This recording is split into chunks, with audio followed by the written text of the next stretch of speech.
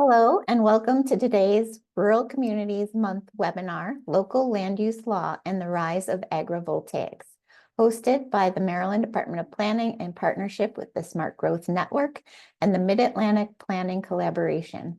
My name is Jill Lemke, and I serve as the Manager of Planning Engagement at the Maryland Department of Planning. I also serve as a member of the Smart Growth Network Steering Committee.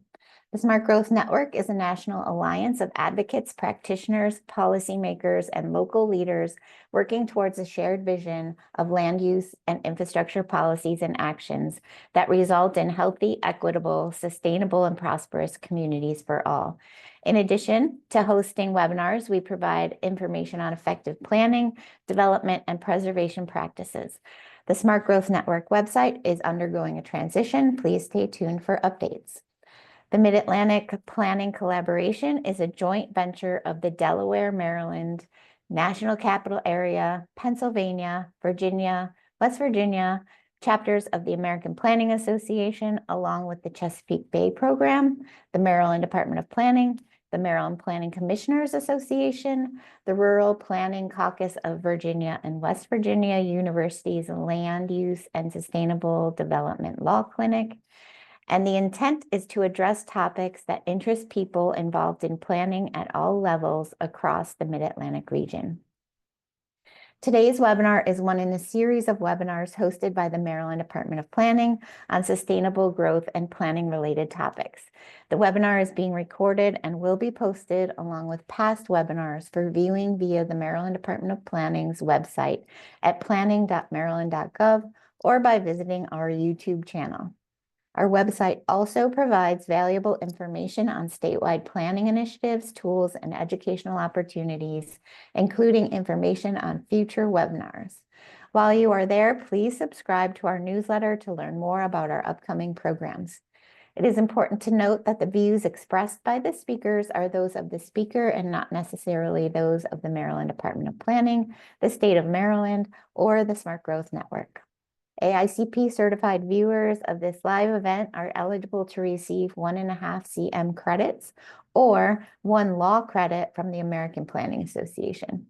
To receive your credits, please visit the APA's website, planning.org, to log into your account and search for the name of today's event. You can also search for the event number 929-6334. Following the presentation, we will address as many questions as time permits. You can submit a question at any time by opening the Q&A tool in the Zoom control panel. Now, I am pleased to introduce our speakers for today. Jesse Richardson is the Hale J. and Roscoe P. Poston Professor of Law and Lead Land Use Attorney at the Land Use and Sustainable Development Law Clinic at the West Virginia University College of Law. Previously, Mr. Richardson was an associate professor in urban affairs and planning at Virginia Tech. He received his bachelor's and master's in agricultural and applied economics at Virginia Tech and his JD from the University of Virginia School of Law. Tyler Klein is the senior planner with the Frederick County, Virginia Department of Planning and Development, where he is primarily responsible for ordinance development, long-range planning, and zoning map amendments. Tyler has over 13 years of local government experience across Northwest Virginia, having previously worked for Loudoun County and the Northern Shenandoah Valley Regional Commission. Tyler is a graduate of the Virginia Commonwealth University, Master of Urban and Regional Planning Program, and an L. Douglas Wilder School of Government and Public Affairs Fellow. Tyler also holds a Bachelor of Arts from Virginia Tech in Political Science and History. Tyler lives in downtown Winchester, Virginia, with his wife, Rachel, their dog, Luna, and daughters, Margot and Piper. And now it is my pleasure to turn it over to Jesse, who will kick off the presentations. Welcome, and thank you so much for joining us today.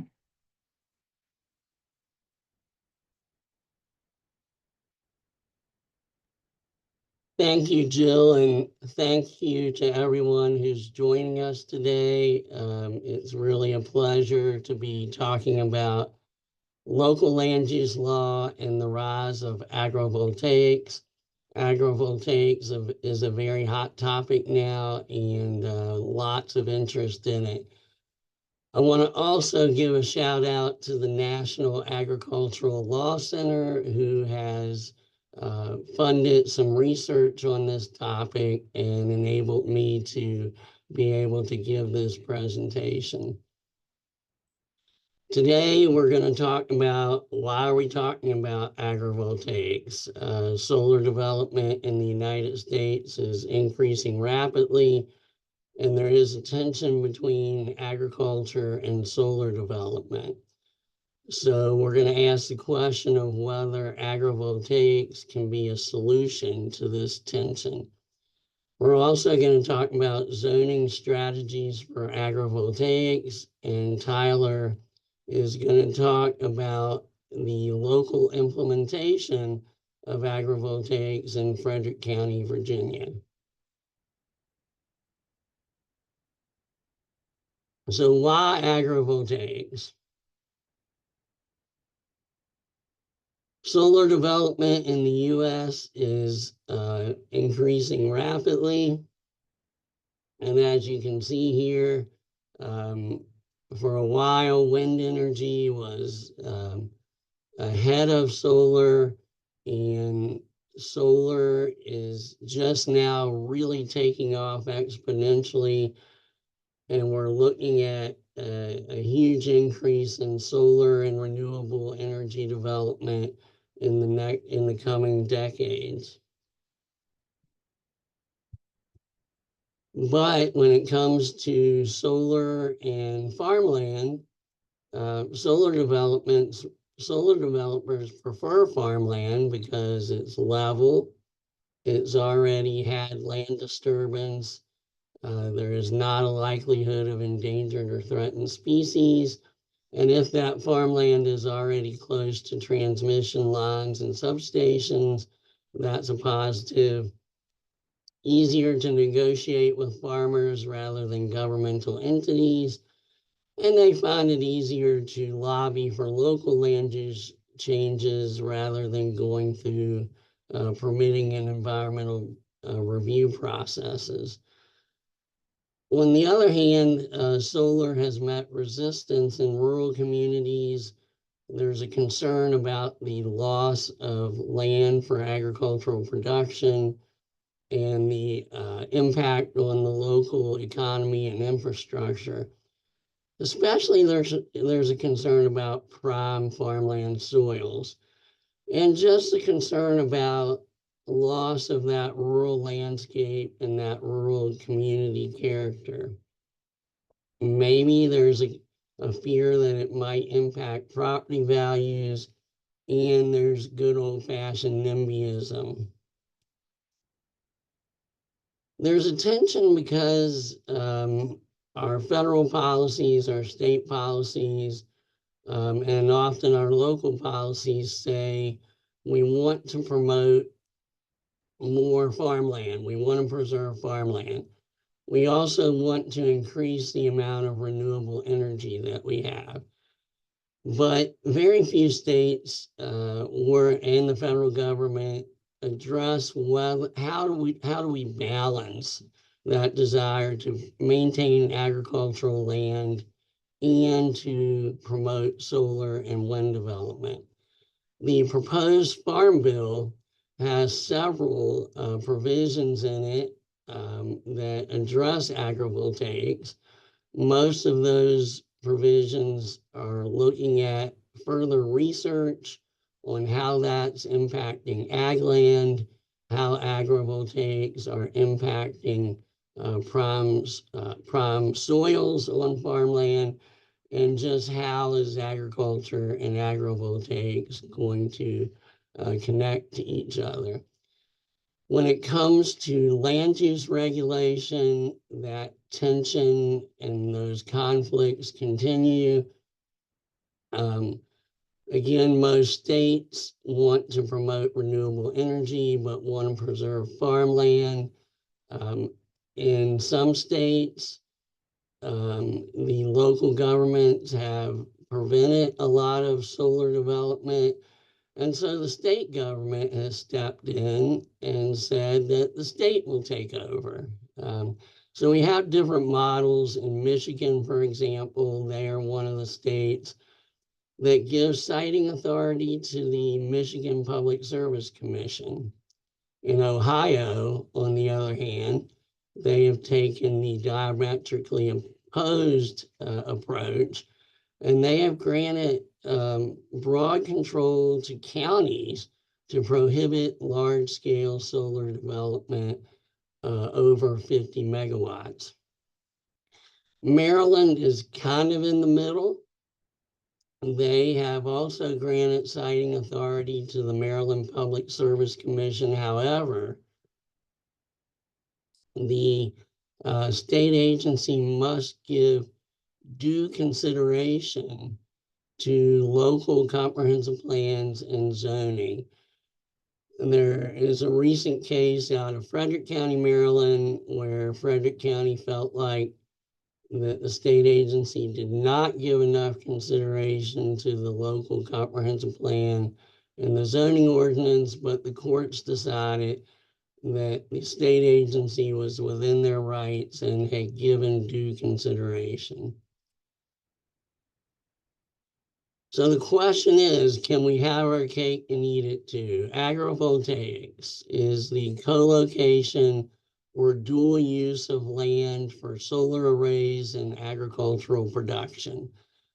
We can have livestock production or crop production, or in some cases, we have established pollinator habitat.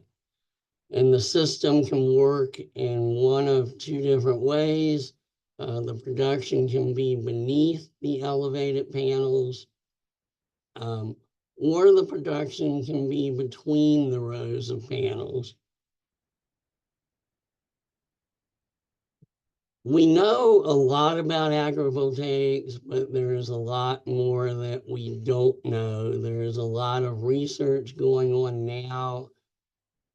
And also, Europe is ahead of us. There are more projects in Europe. There's a lot more study in Europe.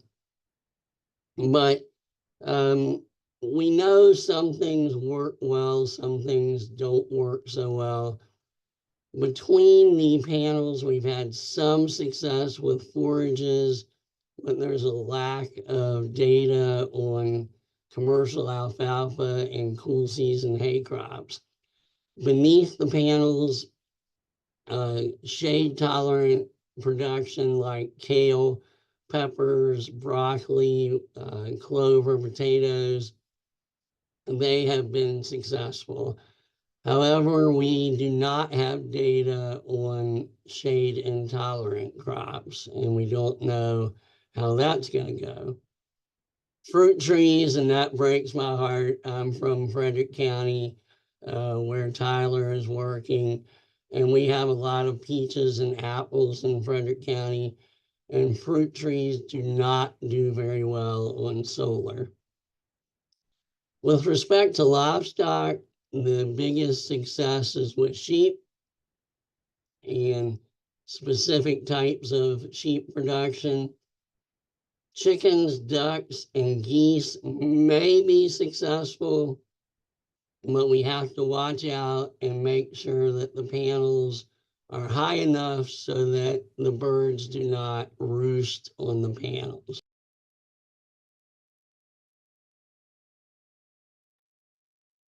Goats are not good. Goats tend to climb up on the panels, jump on the panels, and destroy them.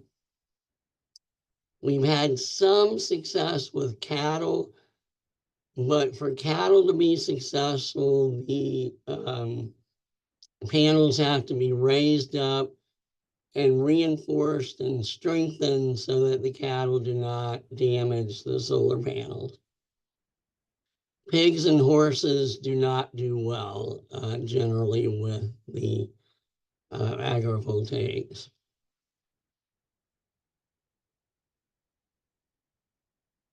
Landowner benefits, and this is for farmers that are able to lease their land for agrivoltaics. We are seeing lease rates of $1,000 an acre or sometimes more per year. that's a great way for the farmer to supplement their income and diversify income. And I've just heard from a lot of people that given the returns to agriculture these days, if somebody comes and offers you $2,000 an acre, that's really hard to say no.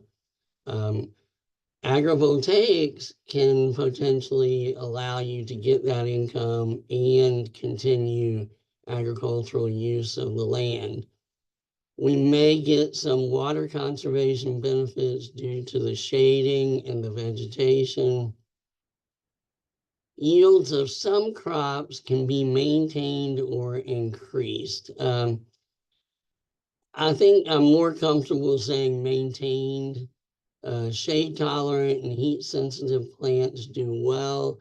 I haven't seen a lot of evidence of increasing yields, a little bit, but we can maintain yields.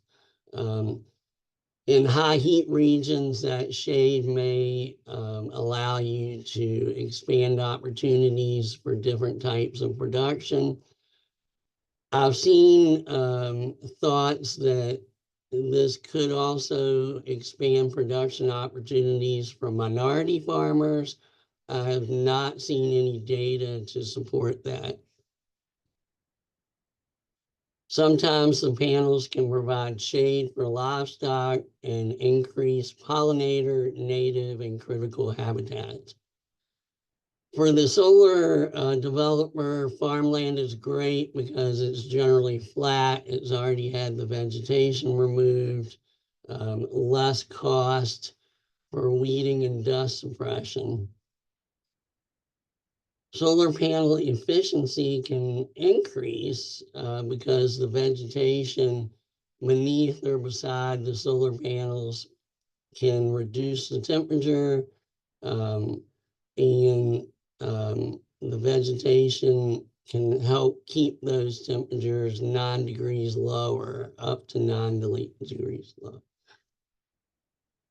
And I think what we're also seeing, or maybe what we suspect, is a lot of the solar developers, especially if they are proposing very large solar production facilities, maybe they are including the agrivoltaics to get some more community support. There's a lot of community opposition to most of these projects, and maybe by combining it with agriculture, we can satisfy some of the community concerns. What are some challenges with agrivoltaics? We have to design the project to accommodate agriculture. Namely, sometimes we're going to need wider rows if we're going to plant row crops. If you're going to use certain types of livestock like cattle, you're going to have to raise the panels higher. You're going to have sturdier poles, deeper foundations. If you do not have that, the concern with farmers is that, will the equipment that I have now, is it too large to crop between the rows? Am I going to have to change my equipment and my practices to accommodate the solar panels? And if you don't think about these design issues at the beginning and you've already signed the lease, it might be too late if the project is already underway. Also, for the solar developer, there might be damage to the solar arrays from the farming activities. Farmers have to think about, am I going to have to switch to a different crop? Am I going to have to go from soybeans to kale or something like that? And if I do have to switch crops, are there markets available? And are we going to have an oversupply of these shade tolerant crops? I will say that the technology is advancing very quickly.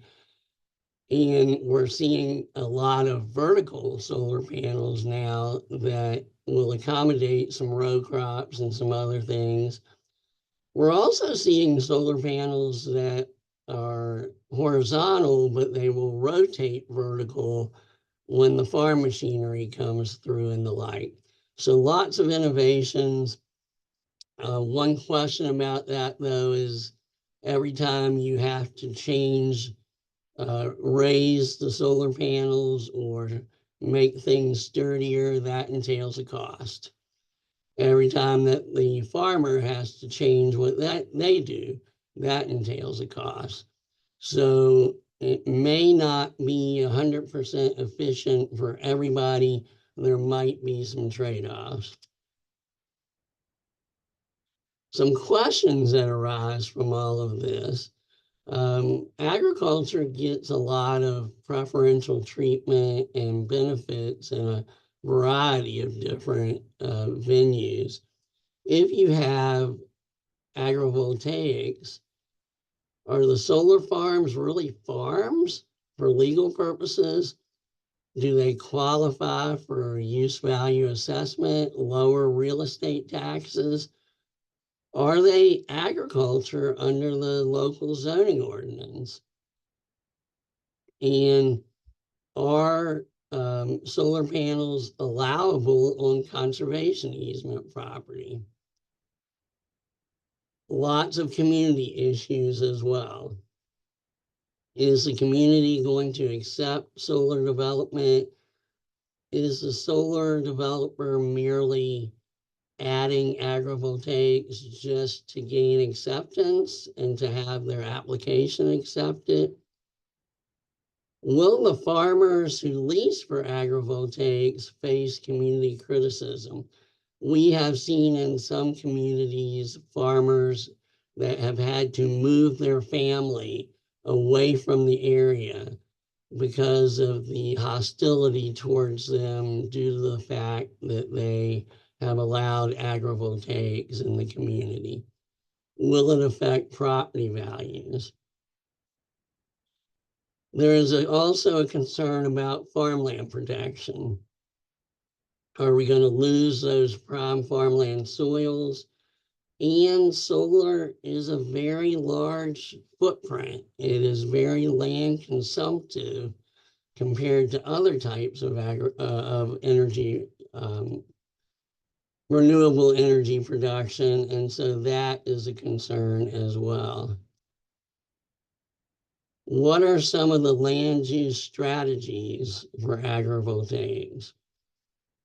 And many of you here will recognize these or perhaps already using these. One is to simply in your zoning ordinance designate where agrivoltaics are allowed and other places where solar or agrivoltaics are not allowed. A lot of zoning ordinance will only allow solar in industrial zones. Are you going to now allow them in agricultural zones? Will you allow it everywhere? Or will you use an overlay zone or different agricultural districts to say we'll allow agrivoltaics on some ag land, but not on other ag land in the community? Some of the factors that you're going to look at will be the prime farmland soils or other important factors in your community. You could have the agrivoltaics be a conditional use permit.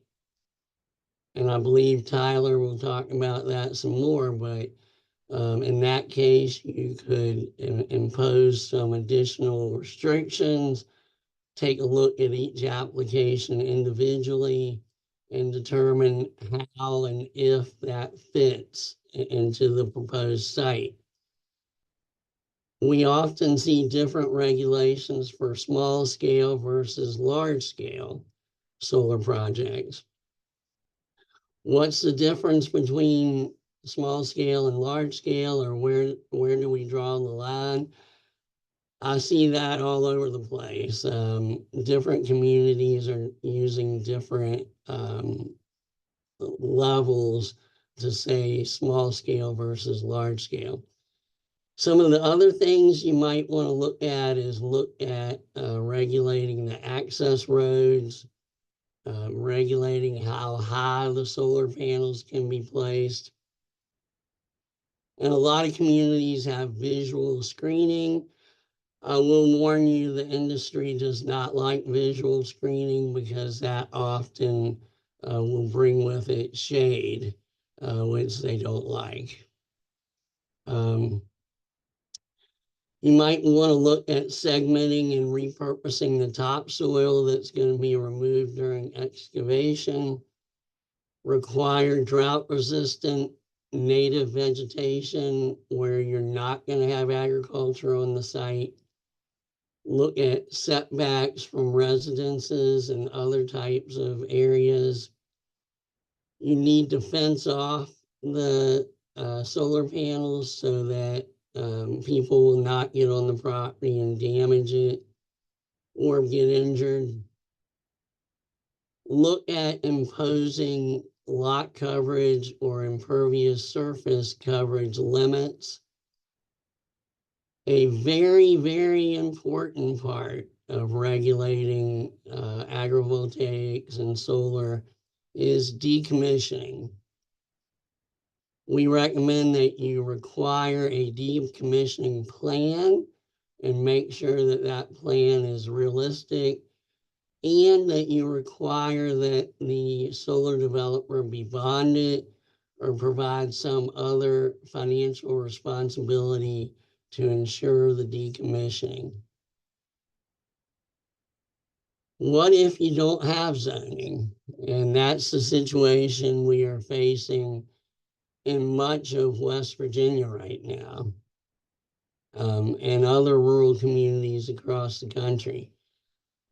If you don't have zoning, I have not figured out a way that you can dictate where the solar development can occur and where it cannot occur.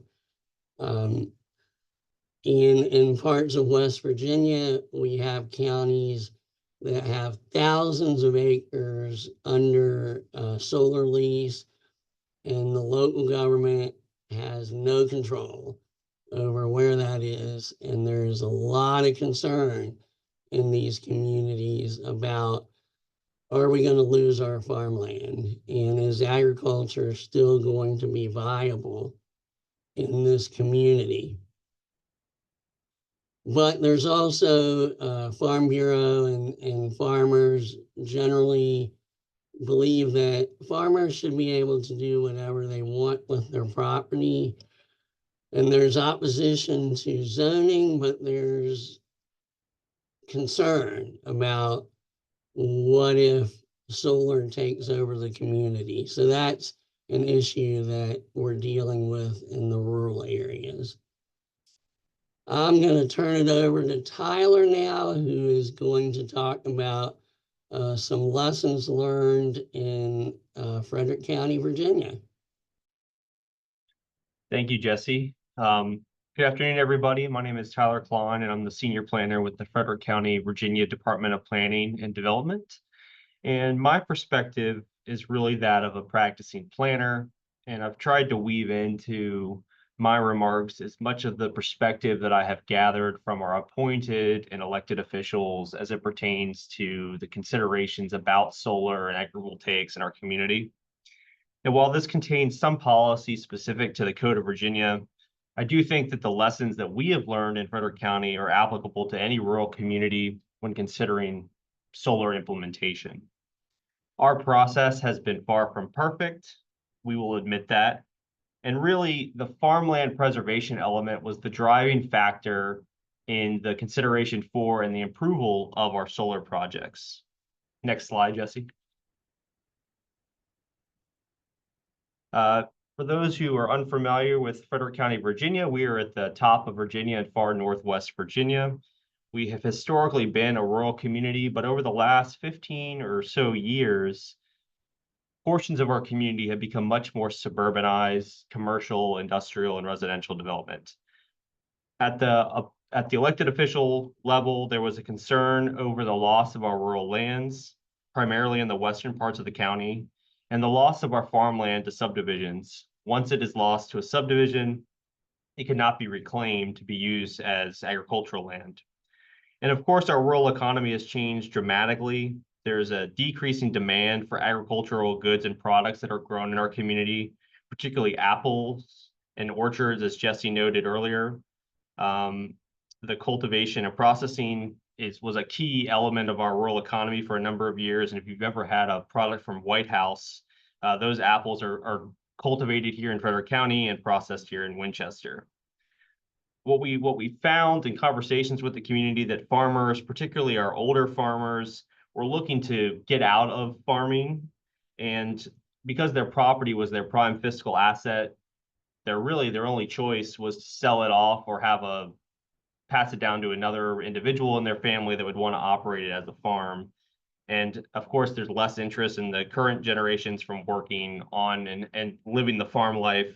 From the community perspective, our rural residents continue to want open spaces.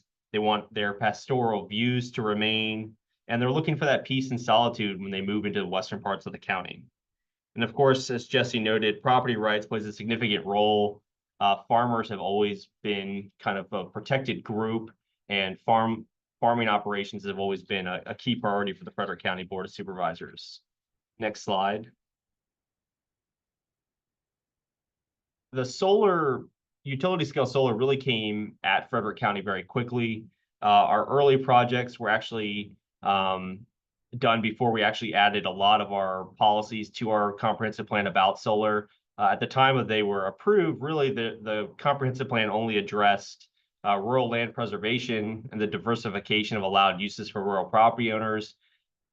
When we approved our initial projects, we did not actually contain a specific reference to solar. And even today, their policies on solar are not drafted in a manner that really gives the community the ability to negotiate with the solar developer much about their projects.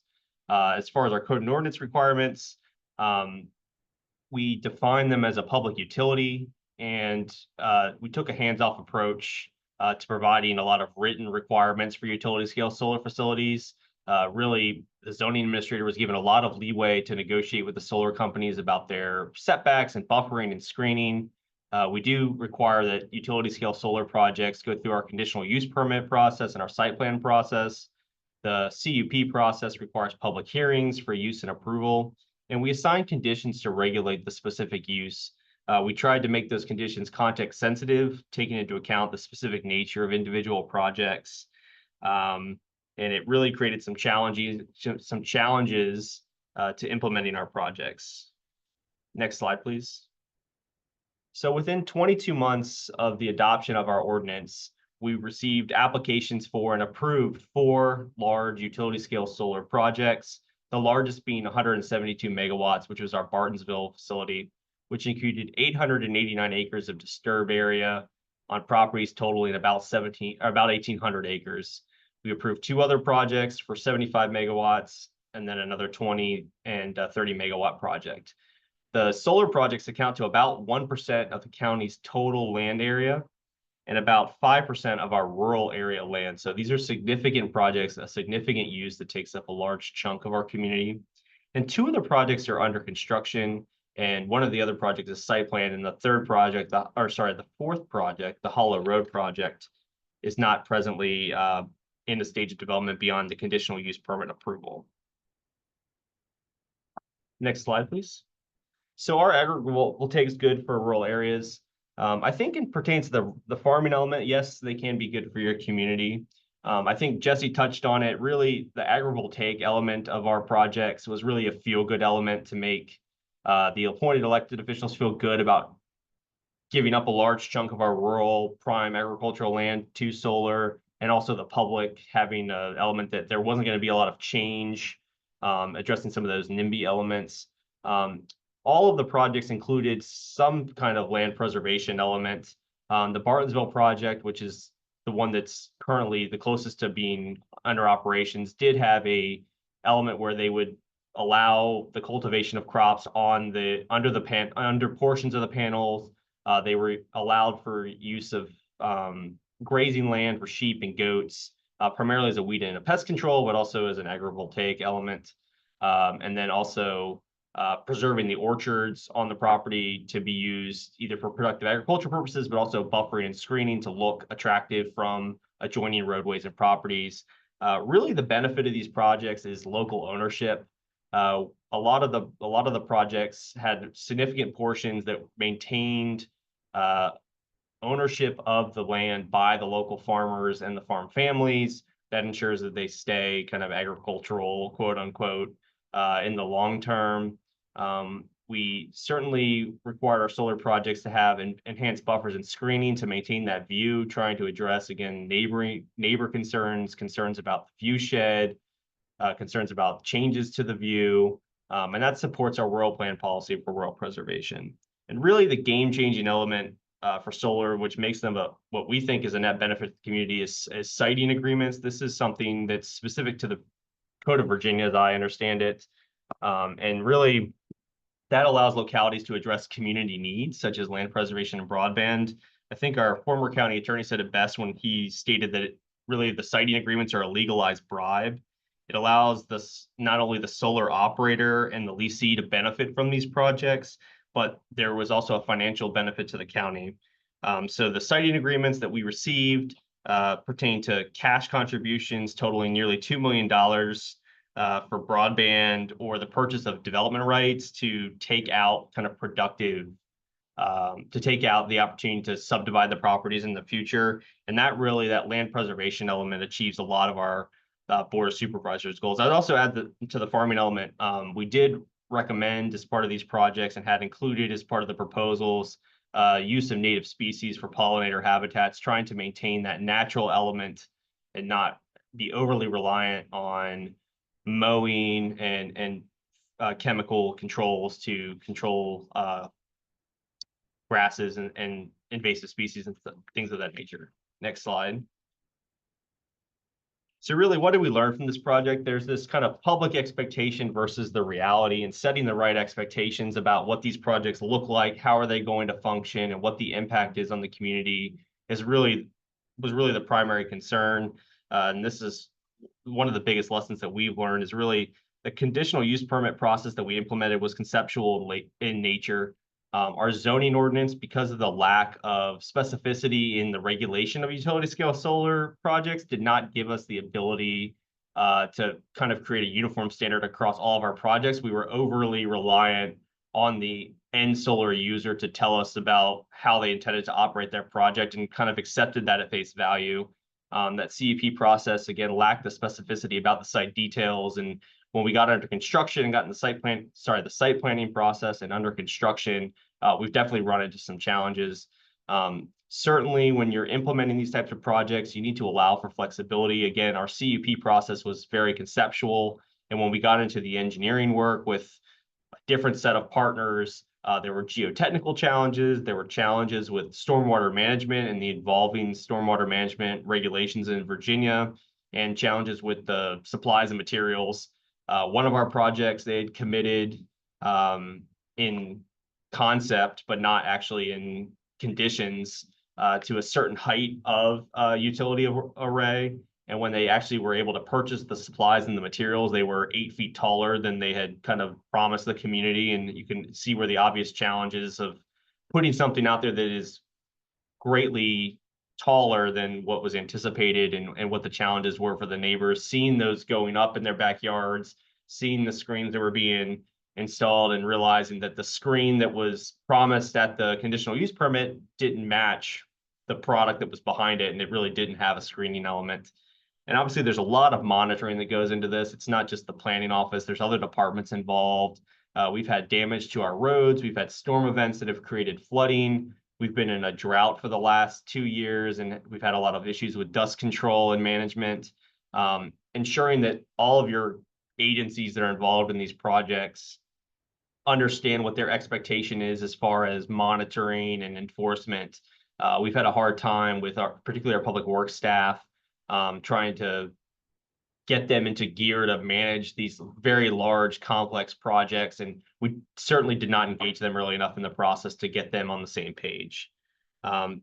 Patience and communication is essential. Knowing the players involved in these processes. You have the solar developer, they come in, they sell a great product with their land use attorney at the public hearing, and then they turn it over to a third party to build and manage the facility. And that third party wasn't a part of the entitlement process. They don't know the players, they don't know the expectations that were set, even if they were verbal, and that's created a lot of challenges for us. Next slide, please. So what did we learn? Probably could have done a better effort on the front end on our code and ordinance to make it restrictive, but to allow for that flexibility, as every solar developer is different.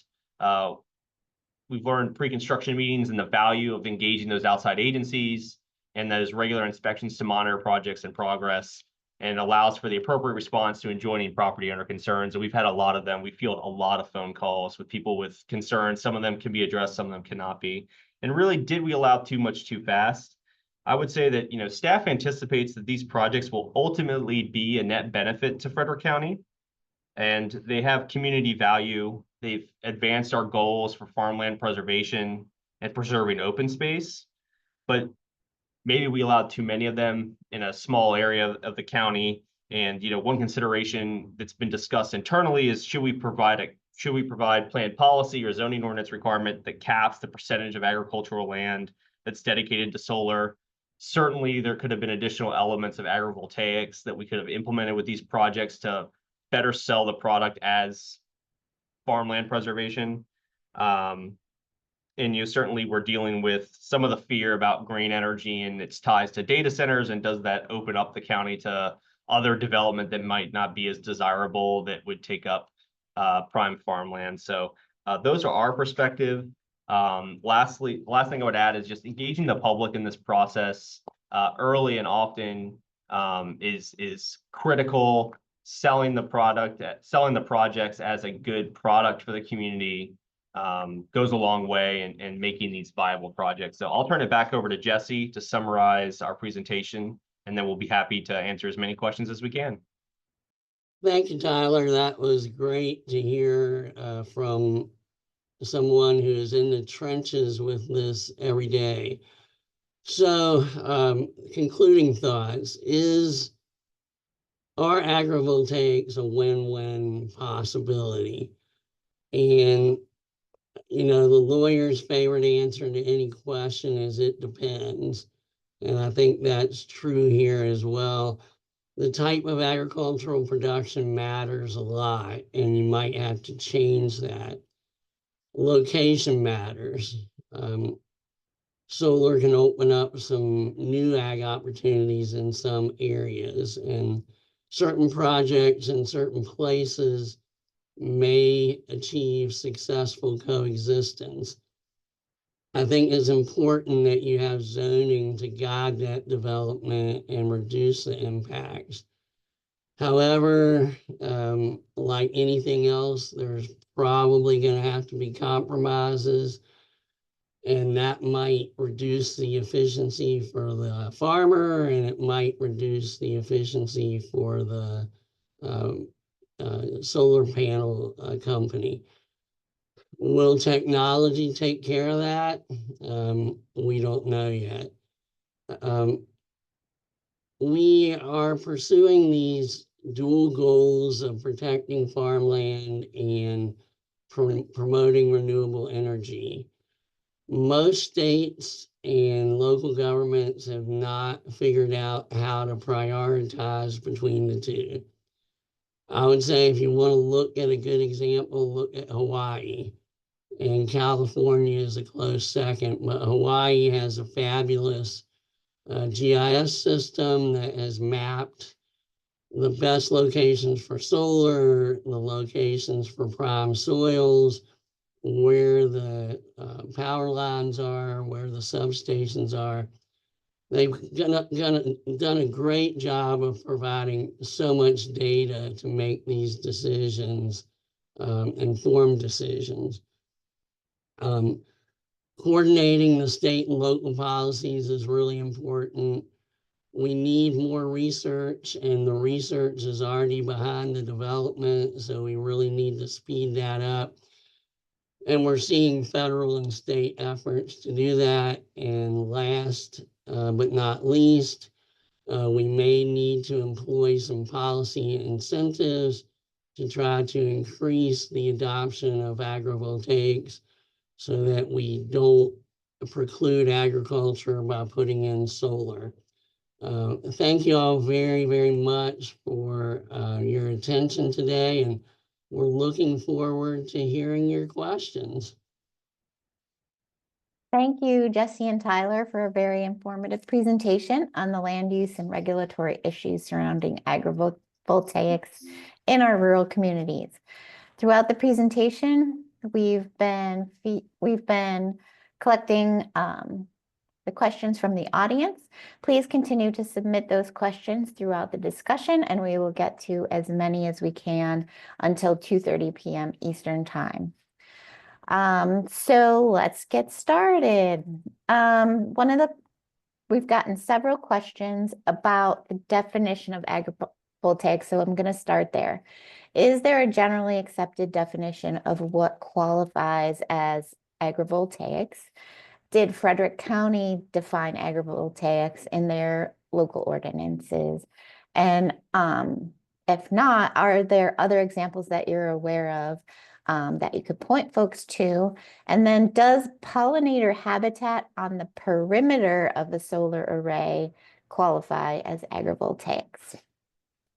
Well, I guess I'll kick it off by saying that there is no generally accepted definition of agrivoltaics, except that very broad definition that it involves combining agriculture and solar. And there's no, nobody has said it has to be at least X% agriculture, or that you have to produce at least so many dollars. It's a very loose term right now, and I look forward to hearing what Frederick County did, because I think a lot of it's going to depend on these local regulations and ordinances. Yeah, I would add, we did not have a specific definition for agrivoltaics. In our negotiations with the solar developers, we certainly encourage them to maintain as much of the property for agricultural use as possible. Like the pollinator habitat, some of that was around, really between and under the panels. We had some of the projects identified areas that they would allow for grazing. The solar companies, it really depended on the ownership of the underlying ownership of the property. On the properties that were 100% owned by the solar developer, they had very little interest in doing agrivoltaic activities, allowing, they were building a secure compound. They don't want people on their property. They don't want farmers on their property. They don't want animals on their property. They're trying to keep it as secure as possible. On the properties that were leased, the farmers really drove the discussion about maintaining areas for productive orchards, areas for grazing, seeing it as an opportunity to kind of double their income, right? They could lease out a portion of the site, and the sites were designed in a manner to allow for the grazing. But it wasn't a minimum percentage. I can see where there's some value there, especially if your community is very concerned about the loss of agricultural land. Frederick County has a lot of agricultural land, so talking about a percentage. But I could see where there's a value in adding specific plan policy or in your ordinance saying a minimum of X% of the site needs to be pollinator habitat, or X percentage of the site needs to be productive agriculture. But I think the enforcement of that is challenging, and these solar companies that are doing the development are not always the end operator. So they have a hard time committing to something where they're not the end product, the end user.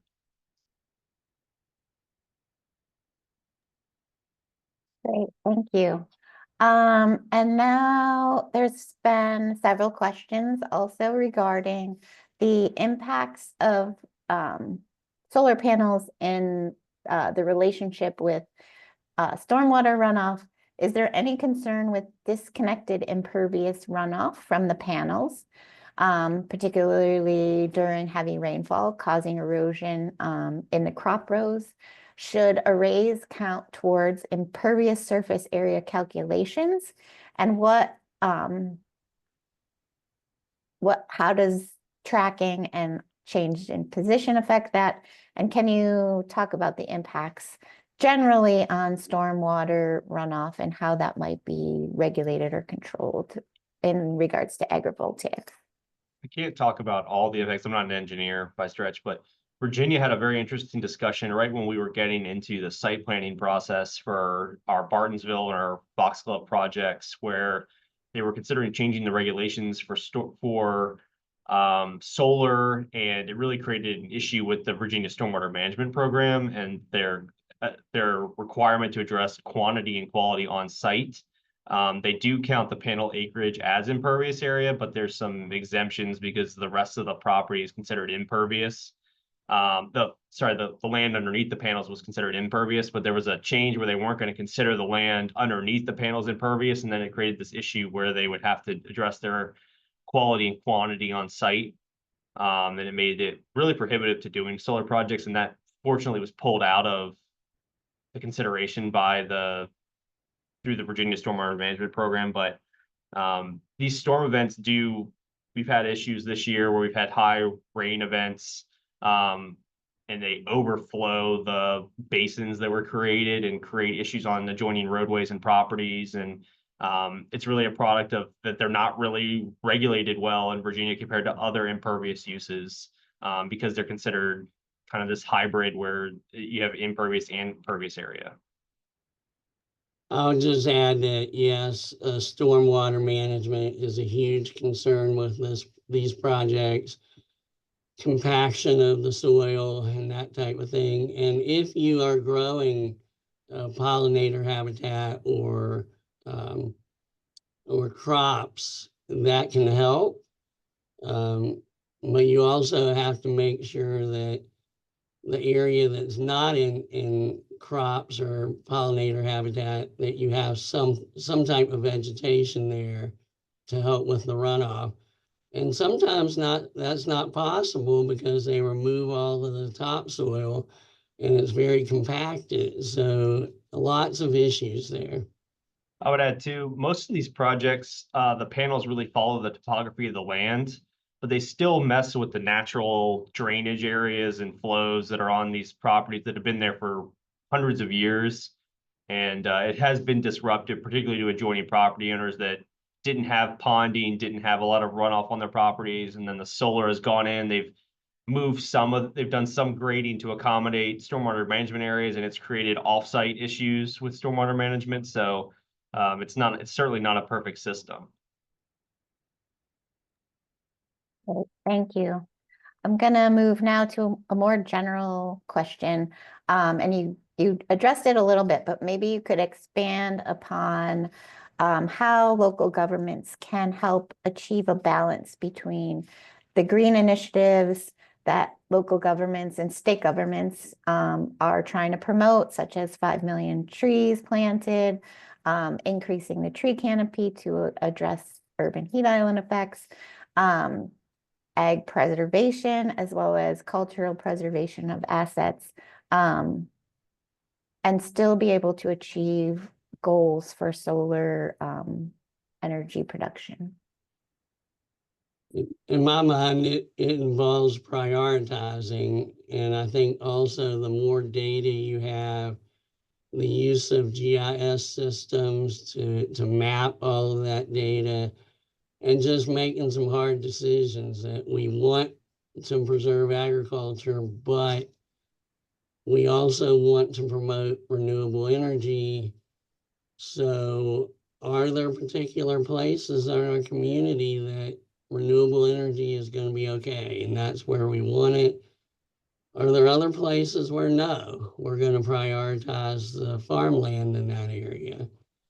Of course, like Tyler said, I think community input is vital for all of that.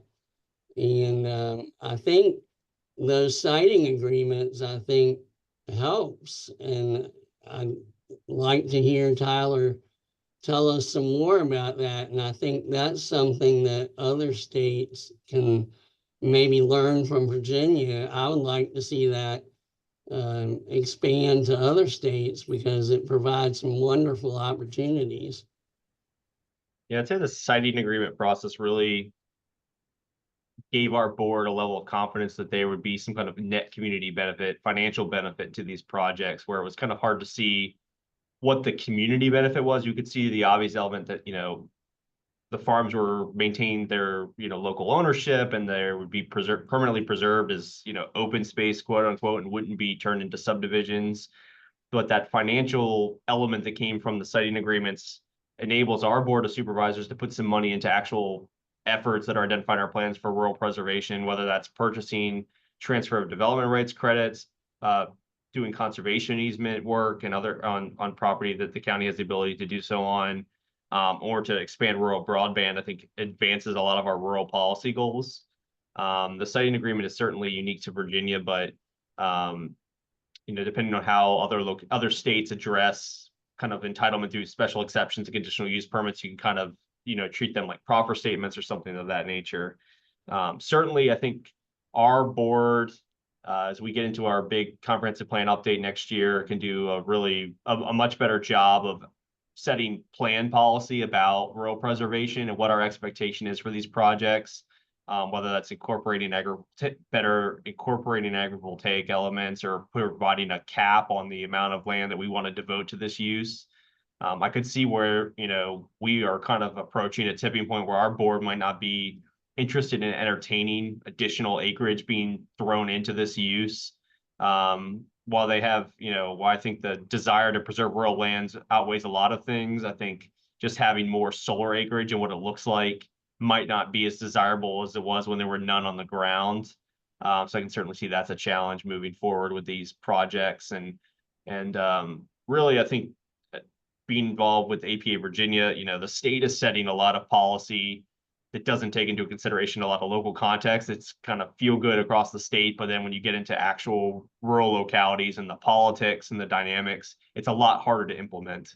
And, our board in particular is not, doesn't want to be pushed at the state level to do something that they don't necessarily agree with green energy and the renewable goals that were set under a Democratic governor 8 years ago. I think that's been a challenge.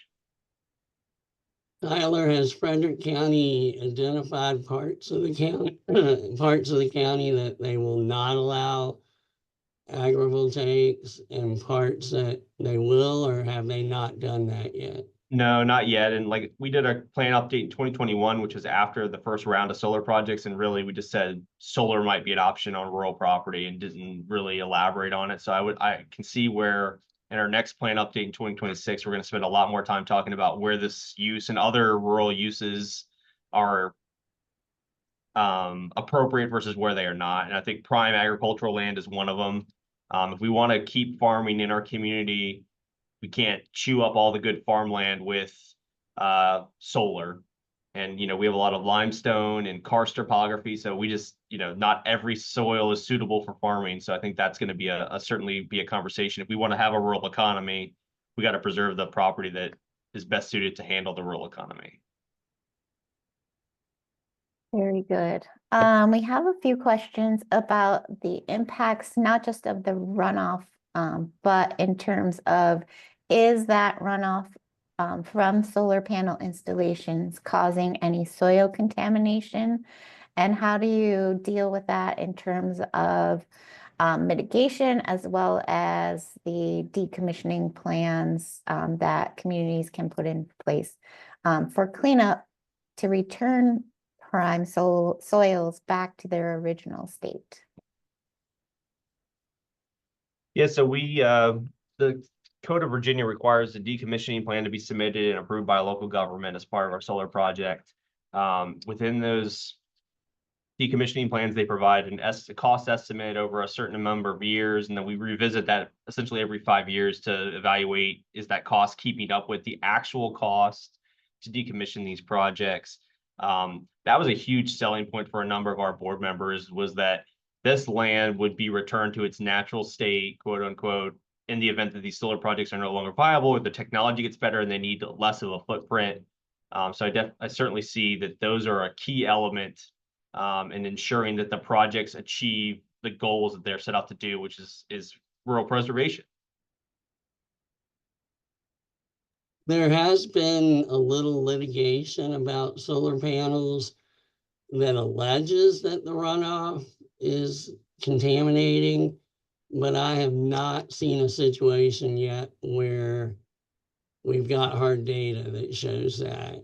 At this point, it's just a fear or a suspicion. I haven't seen anything concrete.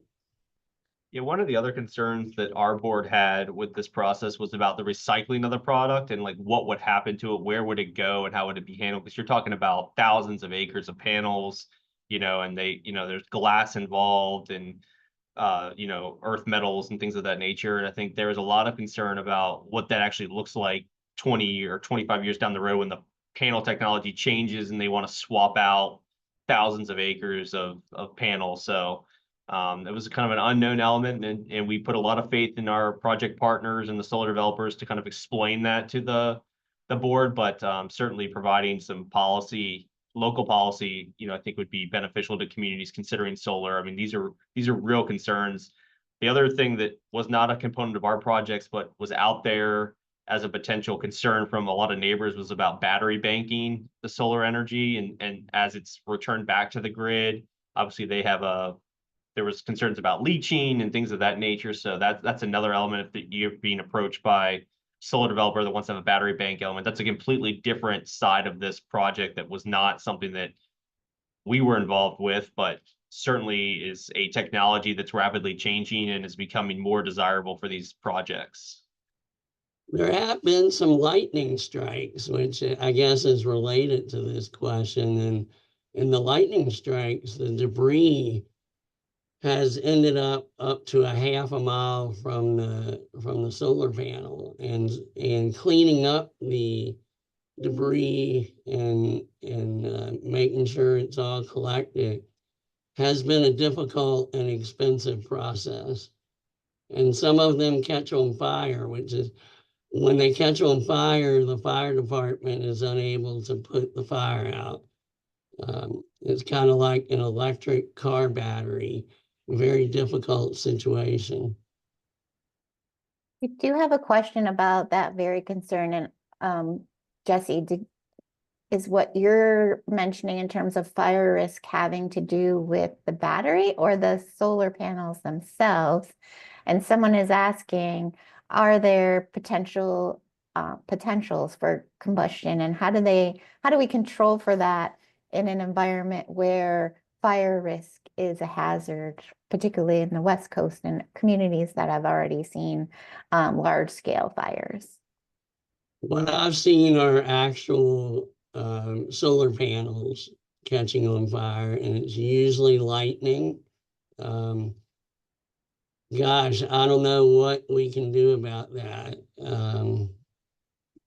I think financially we can make sure that it's the solar production company that's going to pay for that, because in some instances, the landowner's been stuck with that cost. But how you, especially if you're out west in a very dry area, that's a tough one. Tyler, do you have any suggestions? It was a concern that was brought up in our processes, and really it really boiled down for us to site design and making sure that the fire and rescue services, there was sufficient space between the rows of panels to get fire apparatus, to get to the transmission and substation sites. There was good access and good parking and dry wells that could be tapped in the event of an emergency. We worked with our GIS office about addressing actually some of these pieces, because you're talking about thousands of acres on a number of properties, addressing some of these kind of like key meeting points in the project site so that there was good ability to dispatch to a site within the project so that it didn't get out of control. I mean, those were kind of a lot of the things, a lot of discussions that we had at the site plan level about these projects, but certainly a big concern with, what happens if there's an electrical fire and it spreads. I mean, you're talking about areas where there's a lot of dry grass and hay and things like that. Certainly not out of the realm of possibility. Thank you. Have you seen any studies about the trade-offs, economic trade-offs in terms of the desire for farmers to remain economically viable and using agrivoltaics to do that, with the long-term impacts of solar farms driving up the cost of land through land speculation, all of the different types of economic pressures that could make farms even more economically unviable as solar spreads in the landscape. I have seen a little bit on that, and what the data shows so far is that when if you get a good number of solar arrays in the area, and the rents for that are $1,000 an acre, $2,000 an acre. Usually pasture land, we're talking about maybe $50 an acre. And what the studies show is the more solar you have, it jacks up the rent all around the area. So that's a concern. I don't think there's been anything comprehensive done on that, but it's definitely a concern. The trade-off that we discussed kind of in our internal negotiations about this was, collecting the machines and tools taxes on solar equipment, even with the exemptions that were enabled under the state code, was a net benefit to the county from a revenue standpoint, as opposed to just having unproductive agricultural land that was land use tax. And then certainly, the perception that these properties would be turned into housing, which would have a net negative capital impact to the county. It was seen as a really good trade-off. One of the projects, the Bardsdale project, actually removed 72 entitled residential lots out of the rural areas. So the county saw that as a really big net savings to them, right? They weren't going to have to provide services to them, provide school services to those residences, and they were going to collect machine and tools tax even at a lesser value than they could because of the state code. Over time, it was a net benefit to the community. And then again, those siting agreements, like the cash evaluation when these came under operations and the millions of dollars was seen as a benefit to, implement some rural projects that they would otherwise not be able to fund, primarily rural broadband, but also purchasing transfer of development rights credits to remove rural residential entitlement. While we're on the question of costs, Jesse, in your presentation, you mentioned that agrivoltaics adds to the cost because it either means taller solar panel installations, stronger foundations, etc., and potential costs to the farmer in terms of new equipment, changes in economic crops that they're able to utilize or diversify. Can you talk a little bit about, or do you know any good examples of the cost share and the negotiation between the farmer and the solar companies? Who's bearing the burden of those costs? And do you have any advice for folks who may be trying to help in those negotiations? That's a great question, and I think what I addressed in my presentation was a little bit of speculation, because if the farmer wants to run cattle, for example, that's going to require some modifications to the solar array, and of course that means it costs more to build the project. If the farmer's going to have to adapt their processes for the solar array, they might have to buy new equipment, things like that. We don't have enough of these projects in the United States to really know the answers to that. And it's going to be different in every situation. But when you talk about the lease negotiations, what I've seen in West Virginia and parts of Virginia is that the farmers do not get legal advice when they sign these agreements, and a lot of these things are not thought about. And so if the costs come up, it's usually going to fall on the farmer if they didn't negotiate that. And we've had, I've talked to producers who say, I went to the lawyer said they would charge $1,500 to look over the agreement. I decided that was too much. So the best advice I can give is to have producers, please get a lawyer to look over the agreement, and please have a discussion about these things, think it through. They're going to show you big numbers and say, you're going to make a lot of money. And it's tempting to say, I need to sign this, but please don't. They also use non-disclosure agreements so that you're not supposed to tell anybody else how much you're getting and that type of thing. So it's really difficult. And I don't know what you've seen in that arena, Tyler. Yeah, I had one of our larger landowners on one of the project came to us with the contract that the solar company was asking them to sign as we were going through the conditional use permit process. And what I understood about that contract, it was a kind of boilerplate that they used at a lot of localities, but it did include a couple of things that really put the property owner at risk as it pertained to some stuff with stormwater, the Virginia Stormwater Management Program, and kind of remediation in the event of failure of the systems that were designed on the property and things like that. And like Jesse was saying, a lot of them are just being thrown big numbers. They're not consulting with their attorneys, and they're just signing these agreements, and not an attorney, our county attorney can't represent them, but we just kind of were like, look, you need to get a lawyer before you sign anything, because you don't want to be at risk for something. It's not just the cost you're getting from the lease, but what hidden costs are on your property, with the decommissioning, what falls onto you all as the property owner and them as the operator. And then certainly these solar companies, their entities change constantly, because they have that arm that does the development versus the arm that owns it versus the arm that may operate it. And what happens when the companies change names and affiliations, and what are you left with at the end of the day that will be there when the end of your lease expires in 50 or 60 years. So I think that's certainly a lot of the challenges. That's outside of a lot of what the localities do. But like Jesse said, I would tell those local owners that are being engaged in these processes, to definitely, consult with an attorney before you sign anything.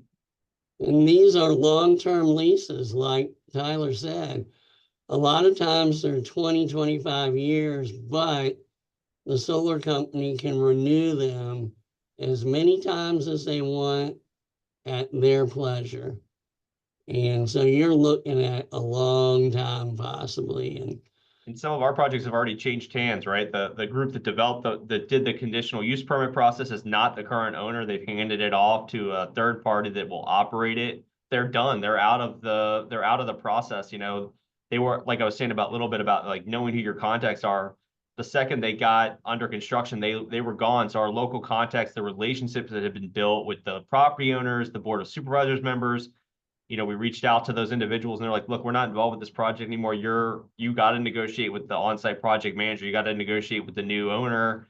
And they were a lot less willing to work with us and a lot less aware of the local context. They were just trying to implement a project that they paid a lot of money for. And that's been our biggest challenge, especially with the contractors. They don't have any local context. They don't know the neighbors, what was promised, said, anything like that. They're just trying to build it as fast and as efficiently and as cheaply as they can and get off the property. And that's been a huge challenge. Yes. There's been some questions about how big is too big? How do you regulate? Are there, I guess, definitional sizes in terms of how do you define community solar versus utility scale solar? What is the sweet spot in terms of size? Is there a sweet spot? And is there a threshold? Can counties like Frederick define a certain amount of acreage that they want to either preserve for agriculture or allow for solar development? So we we have a pretty broad definition of utility scale solar. It does not include a megawatt max or a acreage maximum or minimum.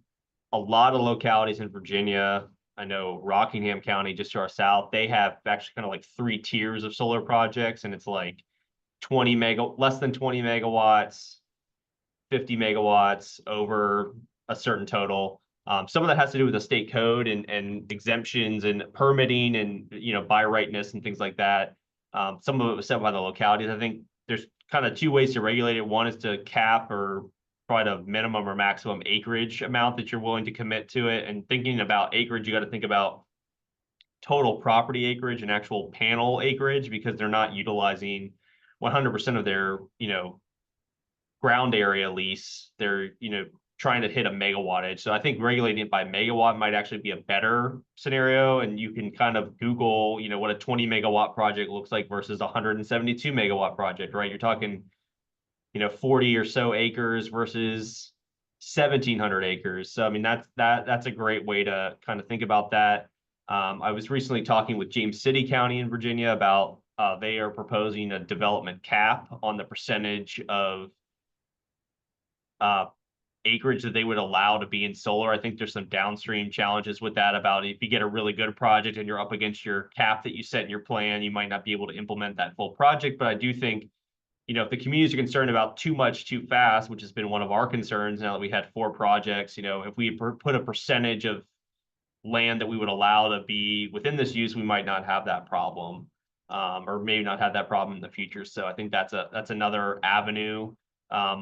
Probably setting it as a planned policy where you can evaluate individual applications against your planned policy is probably the best course of action, because putting too many things in your codes and ordinances just makes it convoluted more than anything. Thank you. One other question that we have, someone is asking, what happens when robust local zoning in agricultural zones is overridden or threatened by determinations of statewide public utility commissions that regulate the utility energy production industry? We have that as an issue in Maryland. And do you have any advice for local governments who are struggling with that issue? I could see where it's ultimately going to be regulated at least in Virginia by like the State Corporation Commission as a public utility. Just like any other public utility, even though they're privately owned, they're selling their power to a public utility company, an SCC company. I think that was one of our first positions that our county took, was that, hey, they're a public utility, we'll regulate them as such and just kind of let it be open like other public utilities. And then we got into kind of the details, and it was not as palatable because of the impact on adjoining properties. It's not like a water tower or a substation, which has a very limited footprint. We're talking thousands of acres, but I could see where it's going in that direction. And certainly in Virginia, and the American Planning Association Virginia chapter's position is anything that takes away local authority is probably not the best course of action, right? The decisions about local land use should be left to the local governing authority.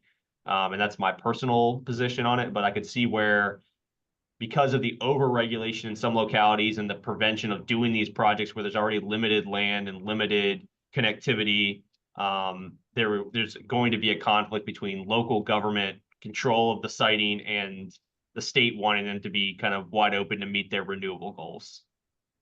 In a state like Maryland, where the state agency must give due consideration to the comprehensive plan and zoning ordinance, I would recommend, and actually I would recommend this for everybody, is that your comprehensive plan and your zoning ordinance need to be really clear and about what your goals are, how you're going to implement that, and specifically talk about solar, specifically talk about agrivoltaics.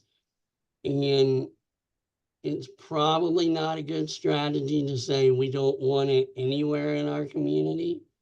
But if your comprehensive plan identifies areas that it would be allowed, other areas it's not allowed, and you can back that up with community input and data, and implement that in your zoning ordinance, I think in Maryland, you have a much better chance. And I think anywhere you have a better chance. So I'm preaching to the choir and saying we need good planning and good implementation. Additionally, though, I mean, some states have just preempted local governments. And in that case, you're going to have to talk to your state representatives and again, make sure that why you are opposing this is clear. And you're not saying we don't want it at all. We're just saying that there's a proper place for everything. And we would like to, as a community, have input into where that is. Yeah, I'd say that's been our, if I look back on the process that we took, that was our biggest misstep, was to not have clear plan policy about it. And we were really beholden to the political whim at the time that they were getting approved. And we didn't really have a concrete plan policy to step back and look at and say, are we meeting a certain plan goal? And all we could point to is rural preservation in the most broad sense. And yeah, that, I think Jesse's right on. I mean, plan policy will always, provide you with the legal basis to challenge something down the road. So Yeah, that seems like good advice. If someone is asking if agrivoltaics is a means to improve agricultural practices and viability, as mentioned in Jesse's presentation, can the right to farm be used to overcome zoning restrictions or solar restrictions? I've had that question before, and I think in general, and for people who haven't heard of Right to Farm, each of the 50 states has what they call a Right to Farm Act, which generally protects the farm against nuisance lawsuits. But in a lot of states, it also preempts local government from regulating agriculture or limits how local governments can regulate agriculture.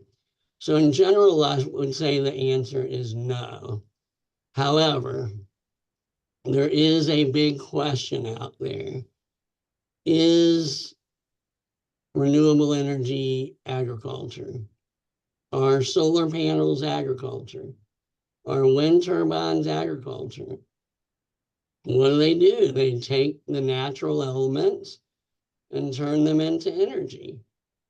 There is an argument that that's agriculture. If the state comes in and defines agriculture to include solar and wind, and if that state says that under a right to farm, local governments can't regulate agriculture, then local governments can no longer regulate solar and wind. I would lean towards saying that's probably not a good idea, to take all authority from the local government to regulate wind and solar. But that's another thing that you need to make sure that your state representatives are aware of, that we want as a community to control where this happens. we, one of the attorneys representing one of the earliest projects said, they were farming sunshine, basically. So they used the state code definition of agriculture for Virginia, which was also our adopted definition of agriculture, and they used it to that effect and said it's right to farm.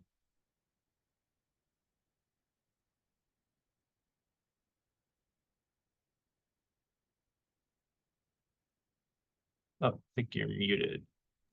There's some questions about transmission lines and whether or not local governments can, or how local governments can help influence the locations of new transmission lines, especially it's in the mid-Atlantic where we're seeing large offshore wind. Those wind farms are going to need transmission lines to get to the population centers that need the energy. Do local governments have the ability to direct where power lines can go? I would say we don't have a lot of say in where they go. It pertains to our like overhead transmission lines. We're looking around those and say, what are prime sites for solar? What are prime sites for other industrial uses, primarily data centers that are those heavy power drivers? What I understand about the solar industry is they want to be within about a mile of those overhead transmission lines or existing substation facilities. But those are all regulated as public utilities, at least in Virginia. We don't have a lot of say in where they go and how they're sited. And they really just get a zoning administrator determination says, yes, it's a public utility and they are free to locate wherever they want, whether that's rural zone land, industrial, commercial, whatever it may be. So that is a really big challenge. And we don't, like I said, at least in Virginia, we don't have a lot of say about where those utilities go, but we can influence what goes around them, certainly. Yeah, and I think that's the case in most states. The only exception I would chime in on is some states have what's called an agricultural and forestal district program. And I know that's active in Frederick County and in Virginia. And a lot of those programs, it's a voluntary program where farmer forest landowners agree that we're not going to convert our land to housing for 5 to 10 years, whatever the time period is. A lot of states add in the protections of ag and forestal districts, no eminent domain, or limited eminent domain, and basically make it much more difficult to put in power lines or substations or anything like that. So a strong ag and forestal district program could help you make sure that power lines don't go to the places that you want to maintain as agriculture. Yeah, the counter to that is it's ag and forestal districts are voluntary and people can opt out every 5 years. So if they really want to do something, they can just wait 5 years and opt out. But it is a good program. It is a good land conservation tool, especially for planters in Virginia that have as an option. Great. Well, we're coming up on time, so I generally like to conclude by asking if you have any closing remarks, or if you were hoping to get asked something that you weren't asked that you'd like to just fill us in on before we leave for the day. So we'll start with Jesse. I just want to thank everybody. I'm still learning about all of this. There's a lot for all of us to learn, and your questions were great. I did see a question that I have to respond to real quickly. When I said that you could define solar and wind as agriculture, that's one argument. One of our listeners said I would classify as extractive. And that is exactly the discussion we're having in West Virginia. And that's where we're trying to steer it to. So great comment. Thank you all for your time, and everybody involved. Tyler, you were great, and I'll let you have the last word. I would say don't be scared of these projects. I think they ultimately can have a net benefit in your community if you do a really good job with them.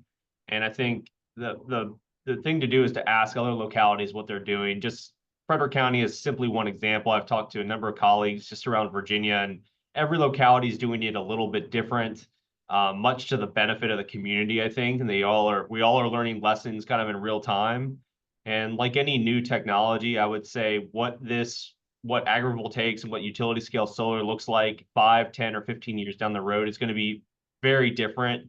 Maybe the technology is improving so much that, hopefully there's a lesser footprint. They're able to include more agrivoltaic elements because the technology has improved so much. So I think it's to the benefit of the communities to be flexible on this and to revisit it periodically in your plan updates to look at, what has happened to that industry and what they're looking for at the present time. Great. Well, thank you so much. This concludes today's webinar, Local Land Use Law and the Rise of Agrivoltaics. I would like to thank Jesse and Tyler for joining us today and for sharing their experience and expertise on these important issues. Thank you to everyone who attended, and as always, thank you to John Coleman, who helps keep our webinars running smoothly. The complete recording of today's webinar will be posted online. As we mentioned earlier, September is Rural Communities Month for the Smart Growth webinar series, so please look at our website for upcoming webinars, including next Thursday's webinar, Can Energy Spark a Rural Renaissance?, where we'll continue this discussion. When you exit today's webinar, you will be asked to participate in a short evaluation. Please take a few moments to provide feedback so we can continue to improve the webinar experience. Only those who requested a certificate during the registration process will receive one via email following the webinar. Please keep an eye on your inbox for details on future webinars sponsored by the Maryland Department of Planning and the Smart Growth Network.